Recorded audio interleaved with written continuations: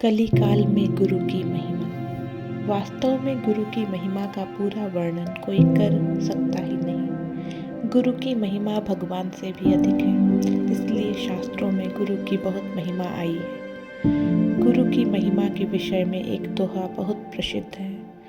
गुरु गोबिंद दऊ खड़े, काके लागू पाए, बलिहारी गुरु आपने, गोबिंद दियो बताए। गोविंद को बता दिया, सामने लाकर खड़ा कर दिया, तब गुरु की बलिहारी होती है। गोविंद को तो बताया नहीं और गुरु बन गए, यह कोरी ठगाई है।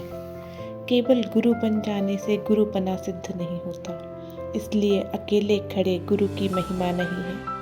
महिमा उस गुरु की है जिसके साथ गोविंद भी खड़े हैं। गुरु गोविंद दऊ खड़े, अर्थात जिसने भगवान की प्राप्ति करा दी है।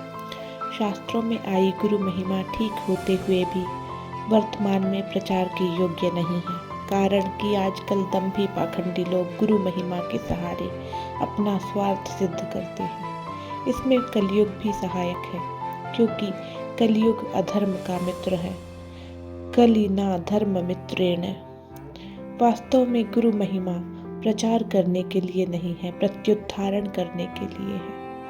जो गुरु स्वयं ही गुरु महिमा की बातें कहता है, गुरु महिमा की पुस्तकों का प्रचार करता है, तो इससे सिद्ध होता है कि उसके मन में गुरु बनने की इच्छा है। जिसके भीतर गुरु बनने की इच्छा होती है, उससे दूसरों का भला नहीं हो सकता। इसलिए गुरु का निषेध नहीं करके प्रत्युत पाखंड का निषेध करना है।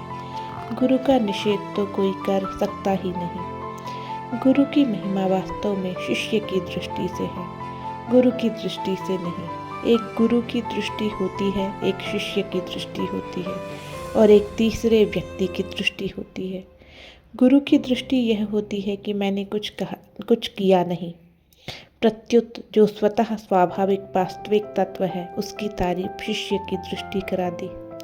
तात्पर्य हुआ कि मैंने उसी के स्वरूप का उसी को बोध कराया है, अपने पास से उसको कुछ दिया ही नहीं।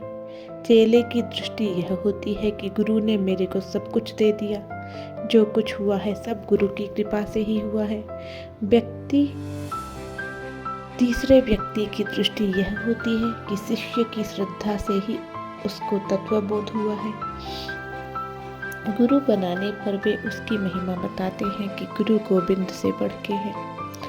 इसका परिणाम यह होता है कि चेला भगवान के भजन में ना लगकर गुरु के ही भजन में लग जाता है। यह बड़े अनर्थ की नरकों में ले जाने वाली बात है। एक अच्छे संत थे, उनके चेलों ने उन्हें भगवान से बढ़कर मानना शुरू कर दिया, तो उन्होंने चेला बनाना ही छोड़ दिया और फिर जीवन भर कभी चेला बनाया ही नहीं। कारण कि चेले भगवान को तो पकड़ते नहीं, गुरु को ही पकड़ लेते। गुरु की बात सुनकर मनुष्य भगवान में लग जाए तो ठीक है, पर वह गुरु ही में लग जाए तो बड़ी हानि की बात है। श्री शरणानंद जी महाराज ने लिखा है, जो उपदेष्टा भगवत विश्वास की जगह अपने व्यक्तित्व का विश्वास दिलाते हैं और भगवत संबंध के बदले अपने व्यक्तित्व से संबंध जोड़ देते हैं, वे घोर अनर्थ करते हैं।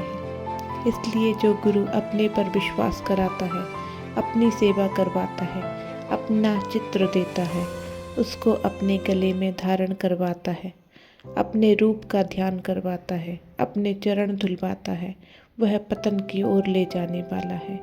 उससे सावधान रहिए।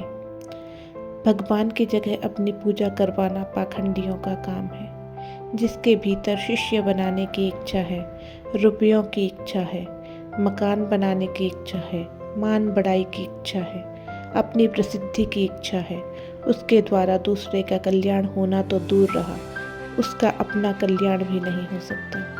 वास्तव में आजकल सद्गुरु मिलना अत्यंत दुर्लभ है। अतः जब तक हमें सच्चा गुरु ना मिले, हमें श्री कृष्ण भगवान को ही गुरु मानकर, जो कि सद्गुरु हैं, जगत गुरु हैं, उनके द्वारा जो गीता जी में सिद्धांत बताए हैं उनका पालन करना चाहिए। अतः जब आवश्यक होगा, भगवान कृपा करके हमें गुरु से अवश्य मिलवा देंगे। मानस में ऐसा लिखा भी है, बिनु हरि कृपा मिलहि नहीं संता।